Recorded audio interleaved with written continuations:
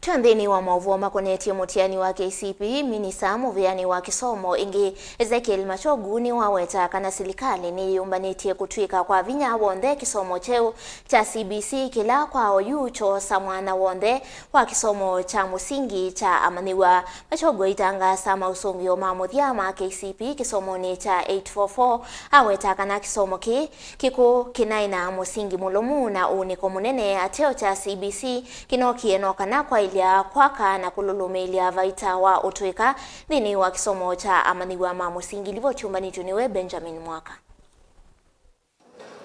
Itina wa miaka 39 ya kisomo cha 844, miaka 8 ya kisomo cha musingi, ina ya secondary na ina ya kisomo cha yulu cha university yusula imbya kisomo kusongo unambe thia vinduka kwi umunthe cha musingi hungwa walanyo omuku wa 844 ni chathela na amanyiw'a ma class cha 8 ala mausungio ma mutiani wa KCPE matangaasa kwi umunthe. Minista wa Kisomo Ezekiel Machogu aikathia walanyo kwa kukwatia na kwaka musingi wa kisomo cha mamilioni ma NND kwa kuvikia ooyu. God gave you the responsibility of co-creating human beings. As of the 844, you have continuously co-created them for the last 39 years. And in that process, you have co-created in this country 26 million Kenyans through this system.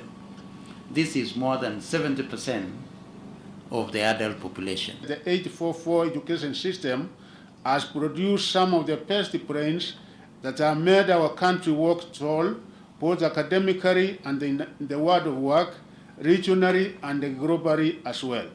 Many of the professionals serving our country at every sphere are indeed products of the KCPE examination whose last research I am announcing today. Machogu niwaweta kisomo cha CBC njeyu kitina kinene nthini wa masomo ma musingi ma amanyiw'a na Silikali niyikite mivango yonthe kukwatia mwana wa kisomo vala mwaka ukite kiulika grade ya 8. As per plan, the first cohort of the CPC runners will transition to grade 8 in January 2024.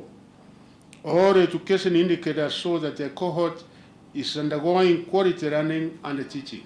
I wish to assure the country that we are fully prepared and committed to a seamless transition from the 844 system to the CPC. Na moya ni yanda sektani ya kisomo ni makulia siya na tongoi malumililia kisomo cha CBC maiweta madhina manini alamevo ooyu ni madhina kito nilivoti ya nzama ya musumbe lena kunikila mwana wa kisomo cha ooyu. I now wish to usher in all our teachers to the new curriculum-based assessments and encourage all of us to acquaint ourselves with the new way of doing things under CBC. As a commission, we are committed to work with all other stakeholders to ensure that all our teachers are well retooled to effectively deliver CBC.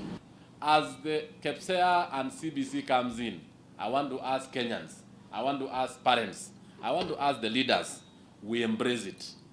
It has a number of peeping issues. It has a number of small issues, which I know the Presidential Working Party addressed them.